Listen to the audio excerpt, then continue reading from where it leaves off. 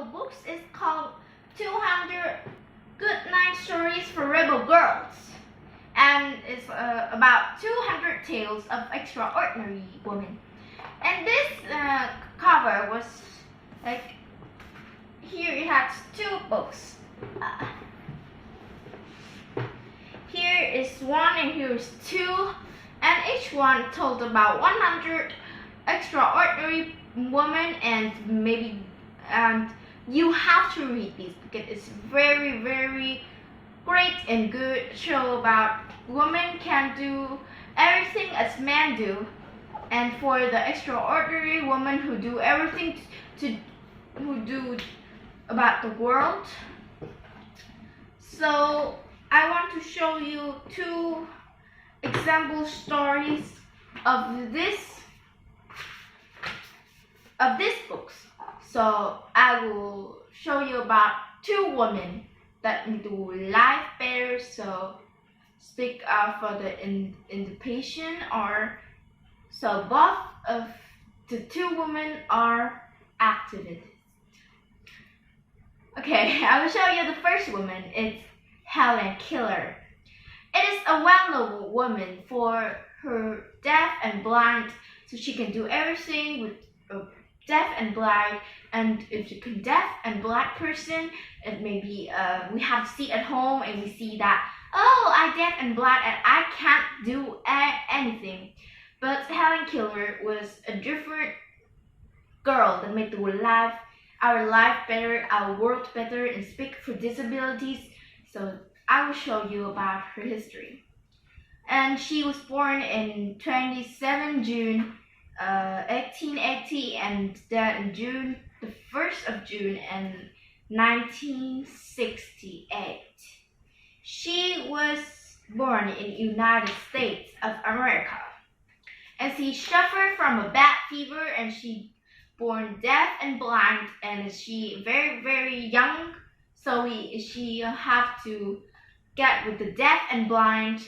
Deaf is mean that the can't hear anything, and blind is like don't see anything. So you may lost everything beautiful from the world, because if you're blind you can't see anything about the world. But if you can't hear anything but you can see it, you can hear the best thing of the world. So deaf and blind is both of Helen Keller things that. So teacher Anna Sullivan helped Helen. Her teacher helped her about her deaf and blind. So first, Anna Sullivan thinks that such deaf and blind child can't do anything. So Anna Sullivan used Helen's sense of touch. So, okay, I will example for this one. If you use sense of touch, okay, if you are blind or blindfolded and you have to use the sense of touch to guess what it is. Okay. Oh, Helen can guess it's a magnet. But she is deaf and she's blind, not only a blindfolded or close your eyes.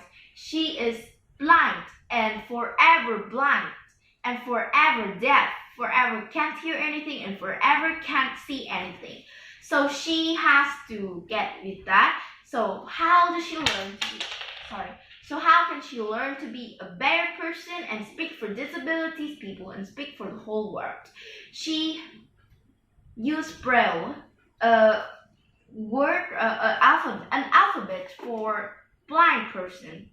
And Braille is like some dots in the paper, and when you touch it, you can feel it, and you can guess what letter is that. And she learned that, and she used the sense of touch to knew that she has a doll, and she touched the doll, and Anna Sullivan spelled the word in her hand, and she can feel it. It calls the doll.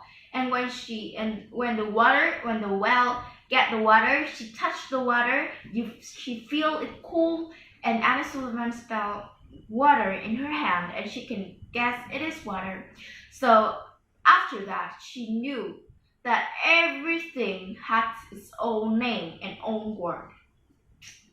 And at the end of the life, at the middle of the life, she speak up for disabilities people and to speak for the world about independent things and travel around the world with Anna Sullivan and her beloved dog. When she met people that she didn't know before, she doesn't say anything. She just gives them a big hug, and they can understand what she have to say, what she's meant to say.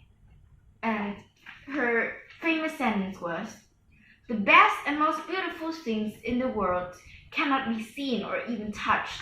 They must be felt with the heart."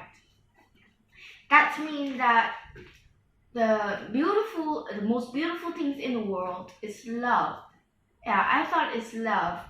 So love can't be seen or even touch it. Love can't touch or love can't be seen. Love can't see. Or they must be filled with the heart.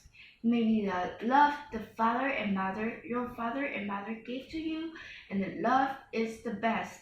And the best in the world is love, and you can feel it with the heart, but you can't see it or even touch it. So the next, so the cover of Helen Keller is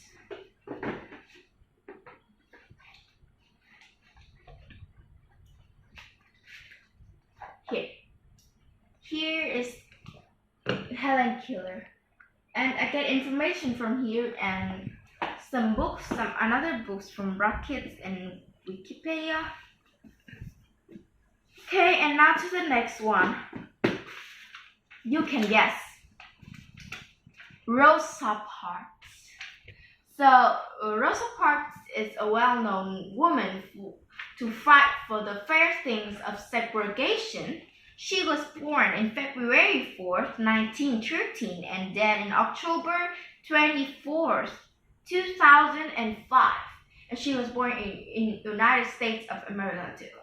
She fought for the segregation, and that means that at that time, black and white people were two teams. So they fight each other, and black people have white people have better things than black people. They go to better shop and they have better food, they have better home, and that is unfair, right? Maybe you know it's unfair, but a person who have brave to get up to fight for that and to speak for the things that white people make for black people that is unfair, it's very brave and it's very, very powerful.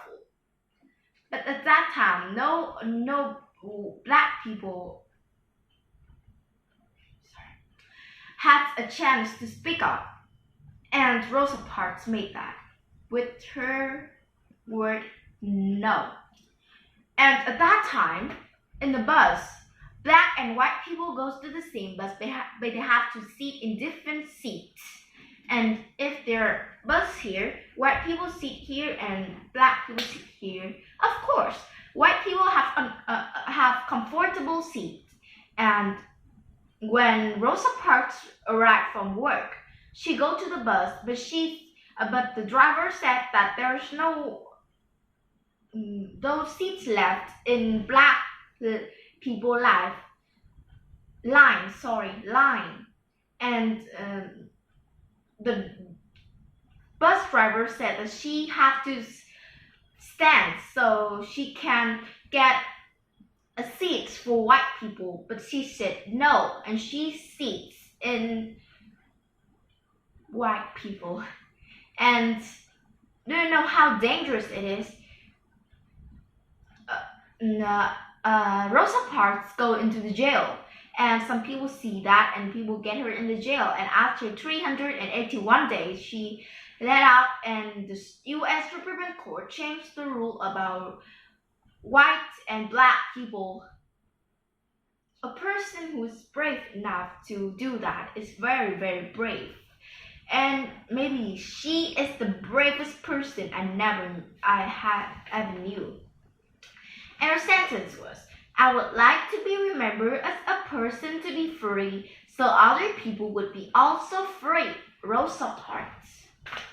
Yeah, that's the end of two people. I will show you the cover of Rosa Parks. Here.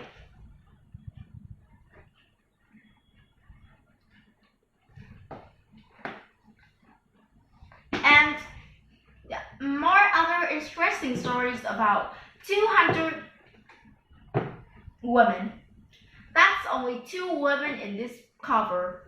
I think that is the best, but there's some younger women and not die women, or even a little girl, or even born in 2003 and only 60 years old now. But I think that is very extraordinary person that you may know.